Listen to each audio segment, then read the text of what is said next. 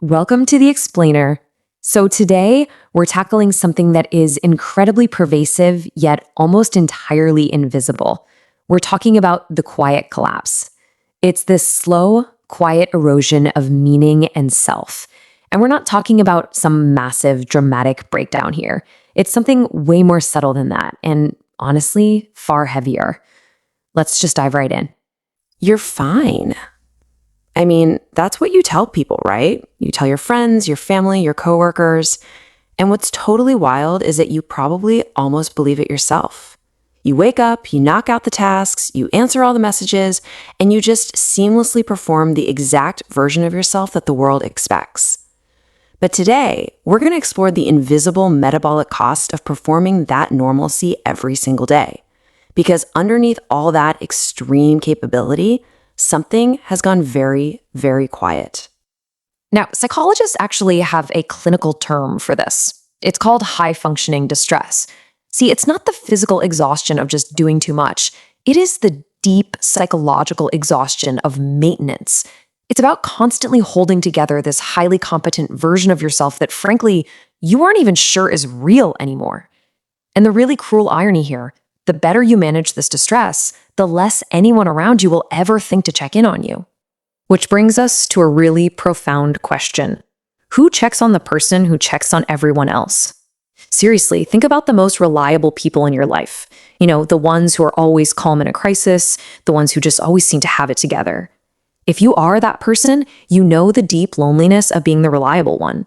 Because you've spent years broadcasting this message of, hey, I'm okay, don't worry about me. The world simply believes you. And that leaves you entirely alone with the weight of it all. What's totally fascinating is the neuroscience behind what's actually happening under the hood. A 2021 study in the Journal of Affective Disorders found that individuals who score high on emotional suppression are significantly more likely to experience chronic low-grade depression. And the kicker? This isn't happening despite their high functionality. It's happening because of it. The constant act of hiding your internal state, of pushing down those emotions, is incredibly metabolically expensive. It literally taxes your nervous system every single day. To get why you might not even realize how burnt out your nervous system actually is, we have to talk about something called hedonic adaptation. This is basically the psychological mechanism where extraordinary things eventually become completely ordinary just because the brain's baseline resets. Your brain is literally hardwired to normalize constant background input to save energy. It's exactly like how do you completely stop noticing the hum of your refrigerator after you've been sitting in the kitchen for a few minutes. Think about how this plays out in real life. Say a month ago, you get a raise. It's incredibly exciting. Then 3 weeks ago, you get a new apartment. Amazing, right? But flash forward to present day and the baseline resets entirely. Those huge events just feel normal. Positive extremes fade away. But the darker psychological revelation of hedonic adaptation is that this exact same process applies to your suffering. And this is exactly where it gets dangerous, because suffering literally becomes the weather. If you are quietly, consistently not okay for a long enough period of time, your brain actually stops registering the pain as a problem to be solved. It just becomes the background noise of who you are. You aren't actually fine at all. Your brain has just gotten exceptionally good at ignoring the fact that you're running on empty. So the absolutely crucial thing to grasp here is the difference between mere functioning, which, let's be honest, is really just the absence of acute visible pain, and true living, which is genuine well-being and real connection.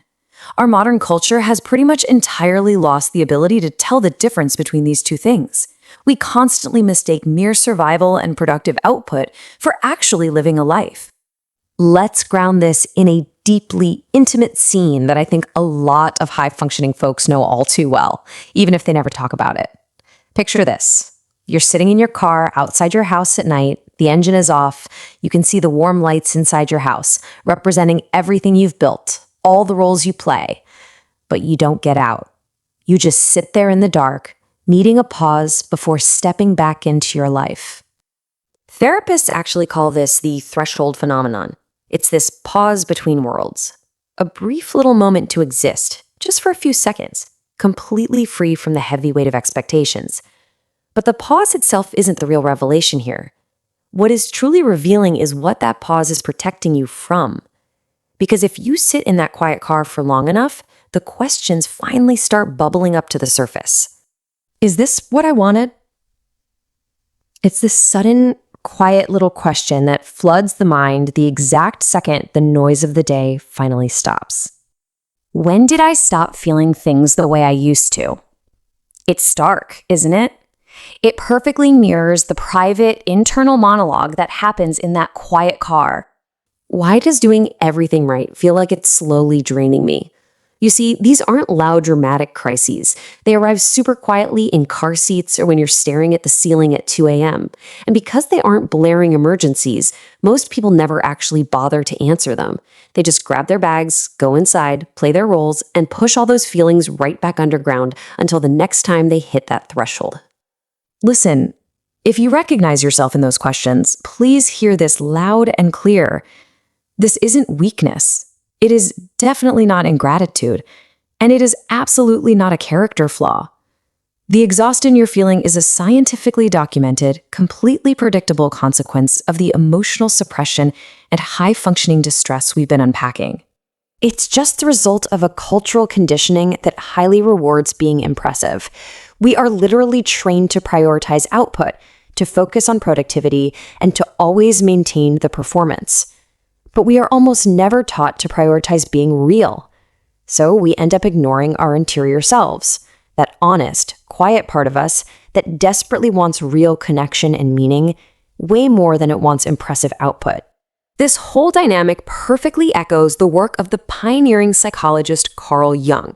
He actually spent a massive part of his career studying something he called the unlived life.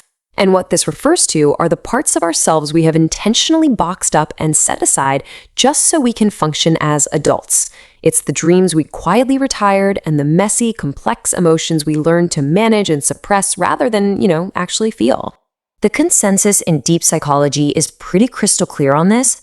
Nothing meaningful changes until a person honestly and completely without judgment looks at the exact parts of themselves they've set aside.